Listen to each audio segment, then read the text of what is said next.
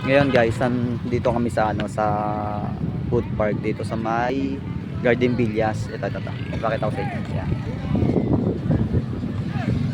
Ngayon, meron akong naisip na na prank sa mga kapatid ko. Yun ay Pinoy Henyo. Yung trending ngayon sa TikTok na kapag tinapik sa ulo, tapos mayroong word na aray. Yun lang yung sasabihin nila kasi malakas yung pagkakabangga ko sa noo nila. Ako. Simulan na natin guys. Simulan na. Ano kayang palaro? May palaro ngayon. Pinoy Henyo. Pero ang alam ko. Kalabit sa natin. Ito. Hulaan mo lang pa kapag nahulaan mo. May 100 ka ulit. Sige. Aray! Tama ka! Ako. Tama! Ay, tama ka!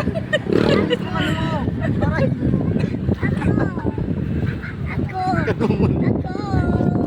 Next target natin si Jessica, yung kapatid ko. Try natin kung meron siyang alam sa Pinoy Henyo. Tara. Jessica, alam mo yung Pinoy Henyo? Ano yun?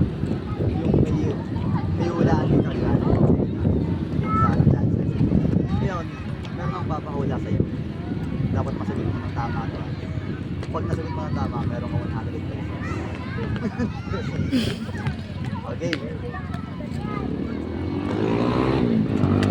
Ay! Nakakailang aray ka na.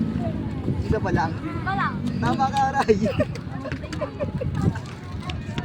Guys, ang ipaprank ko naman yung pamangkin ko kasi lahat ng bata ngayon, grabe na mga utak yung mga para ng mga millennial.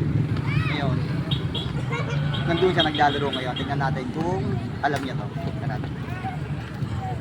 Tara, Felix, dito. Okay. Felix. Oh. Alam mo yung alam mo yung Pinoy Henyo, di ba? Nga, kanina pa sinasabi. Ano may nasasabi? Pag nahulaan mo to, meron kang daw, di ba? Ha? Okay. 1, 2, 3. Aray. Oy! Ang galing mo! Felix! Dito, nahulaan mo. Ang galing mo. Tara! Tara na.